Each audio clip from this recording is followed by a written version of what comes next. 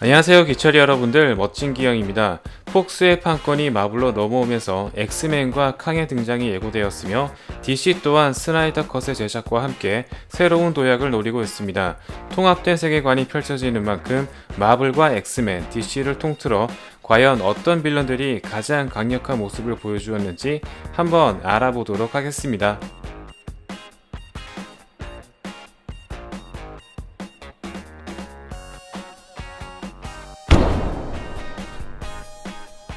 현재 스나이더 컷으로 반등을 노리고 있는 스테판 울프입니다.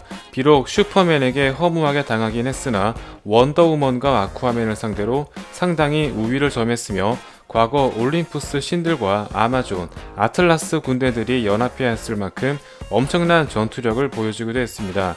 정신력이 굉장히 약한 편인지 슈퍼맨에게 제압당하자마자 두려움을 느끼게 되면서 파라데몬들에게 뜯어먹히는 굉장히 안습한 최후를 맞이했는데요.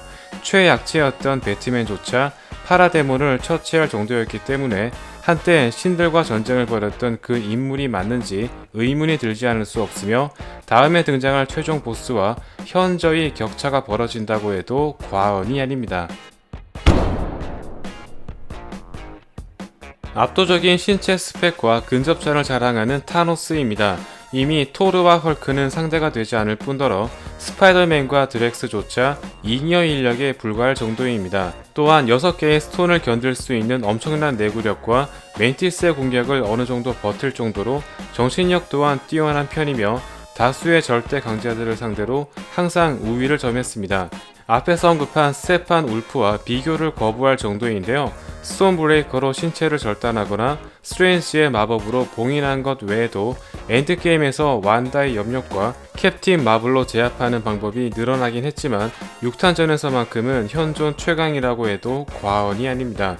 다만 원거리 에너지 공격이나 마법 공격에 취약한 모습을 보이고 있으며 물리 공격에 모든 스탯이 몰빵되어 있기 때문에 한계를 보이고 있습니다.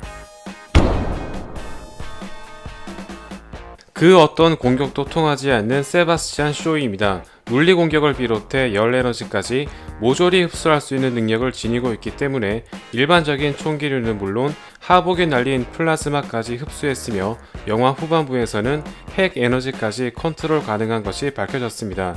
특히 흡수한 능력을 방출할 수 있기 때문에 강력한 공격을 날릴수록 쇼가 방출하는 에너지 역시 더욱 강력해질 수밖에 없습니다. 이 때문에 물리 공격과 에너지 공격 위주의 센티넬을 카운터 칠 수 있는 인물로 지목되었으며 타노스 역시 물리 공격이 주를 이루기 때문에 쇼를 제압하기란 쉽지 않을 것으로 보이는데요.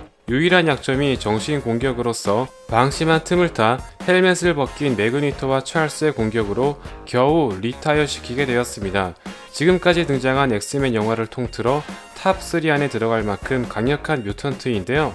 과연 다음에 등장할 인물의 능력까지 흡수할 수 있을까요? 크립톤 행성을 재건하려 했던 조드 장군입니다. 능력치로만 보자면 슈퍼맨과 동일 선상에 있는 인물로서 빠른 스피드와 비행 능력, 힐링 팩터, 히트 비전, 근력과 내구력 등 완벽히 일치하는 능력을 지니고 있습니다. 또한 오랜 시간 동안 능력을 각성시키고 컨트롤했던 슈퍼맨에 비해 단 몇 시간 만에 각성할 정도로 잠재력만 놓고 보자면 슈퍼맨보다 훨씬 우수하다고 볼 수 있는데요. 아마 조드가 살아있었더라면 훨씬 진화했을 가능성이 큰 편입니다. 두 메타 휴먼이 싸우는 모습은 빌딩이 무너지고 충격파가 발생하며 하늘에서 유성이 떨어지는 등 거의 메트로폴리스 하나를 초토화시키는 수준이었는데요.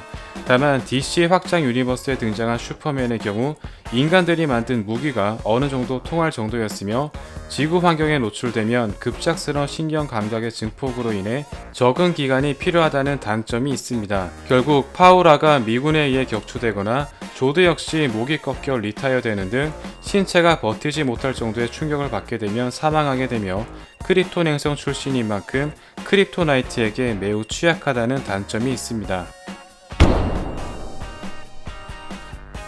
명실상부 DC 확장 유니버스 세계관 최강자 둠스데이입니다. 수많은 메타 휴먼 중에서도 월등히 강력한 슈퍼맨을 압도적으로 제압했으며 원더우먼까지 공격에 가세했지만 밀리기는커녕 오히려 우위를 점하는 모습을 보여주었습니다. 슈퍼맨 이상으로 강력한 히트비전, 근력, 내구력을 비롯해 섬 하나를 태워먹을 정도의 압도적인 전기까지 시전 가능한 조드와 슈퍼맨의 완벽한 상위 호환이라고 볼 수 있습니다. 가장 중요한 점은 에너지 흡수인데요. 핵미사일 에너지를 흡수하자마자 더욱 흉폭하게 진화하는가 하면 이를 이용해 잘린 신체까지 회복하는 등 일반적인 공격으로는 도저히 상대할 방법이 없는 빌런이었습니다. 다만 크립톤 행성 출신의 최대 약점이 크립톤 가스와 크립톤 창에 찔리면서 겨우 리타이어 되었습니다. 스테판 울프가 허접하게 나오면서 상당히 재평가된 빌런인데요. 페이즈 최종 보스격 존재를 너무 일찍 써먹은 듯한 느낌이었습니다. 엑스맨 유니버스의 최종 보스 아포칼립스입니다. 신체를 전이하여 능력을 흡수할 수 있으며 염력과 공간이동, 초재생 능력, 능력 증폭, 퀵실버 수준의 빠른 동체 시력, 텔레파시까지 가능한 사기캐 중에 한 명이었습니다. 특히 마지막 엑스맨들과의 전투에서 그 진가가 드러나는데요. 지구를 파괴할 정도의 힘을 지닌 매그니토와 스캇의 블라스트를 베리어 하나로 가볍게 막아내고 있었으며 가장 강력한 정신계열 뮤턴트인 찰스까지 압도적으로 제압하는 등 엑스맨 세계에서 내노라 하는 강자들이 털끝 하나 건드리지 못하는 엄청난 위험을 보여주었습니다. 유일한 최종 병기였던 진 그레이만이 유일한 적수였는데요. 다만 이렇게 출중한 능력을 두고 취미생활에만 열중한 나머지 연출적으로 큰 임팩트가 없었다는 것이 아쉬운 것 같습니다. 특히 전세계 모든 핵무기를 우주로 보내버리면서 세계 평화에 이바지하는 참된 모습까지 보여주었습니다. 이제 판권도 돌아왔으니 한 10년 뒤에는 볼 수 있지 않을까요?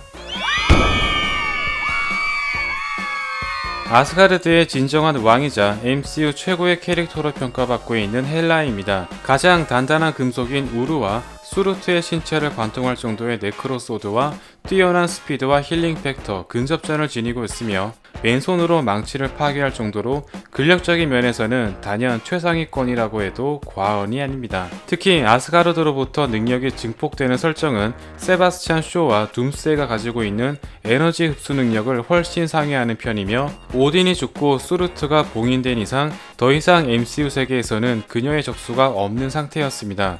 아스가르드가 파괴되지 않은 이상 죽지 않는 불면의 존재이며 약점이 존재하지 않기 때문에 앞으로 등장할 빌런들처럼 행성 단위를 파괴하지 못하는 이상 헬라를 쓰러뜨릴 방법은 없다고 해도 과언이 아닙니다. 인피니티 스톤 따위는 그냥 지나치는 카리스마, 전 우주를 지배할 정도의 전투력과 리더십, MCU 최고의 외모, 오딘조차 그녀를 감당하기 힘든 모습에서 더욱 평가가 올라갈 수밖에 없는데요. 페이즈 4에서 다시 재등장해야 되는 영순이라고 해도 과언이 아닙니다. 아스가르드를 파괴했던 플래닛 킬러 수르트입니다. 행성 단위를 파괴할 수 있으며 라그나로크를 일으키게 될 운명적 존재라는 점에서 격이 다르다고 볼 수 있습니다. 영혼의 불꽃을 빼앗지 않는 이상 죽일 수 없으며 오직 아스가르드를 파괴하는 것이 목적이기 때문에 헬라를 카운터 칠 수 있는 유일한 존재라고 볼 수 있습니다. 힘이 약해진 상태에서 시연했던 화염 공격은 토르조차 막기 힘들 정도였는데요. 전성기 시절 행성을 정복하던 오딘 바로 다음 가는 절대 강자로서 아스가르드를 파괴하면서 함께 사라진 것으로 보입니다. 생명을 탄생시키고 진화시킬 수 있는 셀레스티얼 에고입니다. 현존 MCU와 DC, 엑스맨을 통틀어 가장 신에 가까운 존재라고 볼 수 있으며 자칭 신이라 불리었던 아포칼립스조차 에고 앞에서는 그저 피조물에 지나지 않습니다. 행성에 심어둔 씨앗이 발아하게 되면 자신의 아바타로 컨트롤할 수 있는데요. 아무것도 없는 우주에서 뇌 하나로 달 정도 크기의 행성을 만들어냈으며 스타로드가 조금만 효도를 했더라면 전 우주를 지배하는 건 시간 문제였다고 해도 과언이 아닙니다. 그루트의 폭탄에 사망하여 얼핏 허접해 보일 수도 있겠지만 당시 스타로드가 셀레스티얼로 각성하여 호각을 다투던 시점이었기 때문에 스케일 자체로만 놓고 보자면 인피니티 워 이상이었다고 볼 수 있습니다. 셀레스티얼 중에서도 비교적 약한 존재임에도 불구하고 이 정도의 스케일을 보여주었는데요. 본격적으로 셀레스티얼의 진가가 드러나게 될 이터널스에서는 얼마나 큰 스케일을 보여주게 될지 기대되지 않을 수 없습니다. 명실상부 현존 가장 강력한 능력의 존재 도르마무입니다.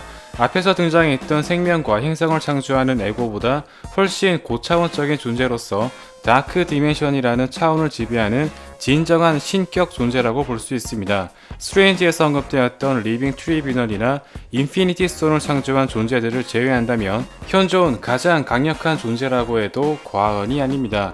유일한 약점이 타임스톤이나 공간을 파괴하는 파워스톤 외에는 상대할 방법이 없는 존재로서 현 시점에서 모든 스톤이 파괴되었기 때문에 모든 약점이 사라진 절대적인 존재입니다.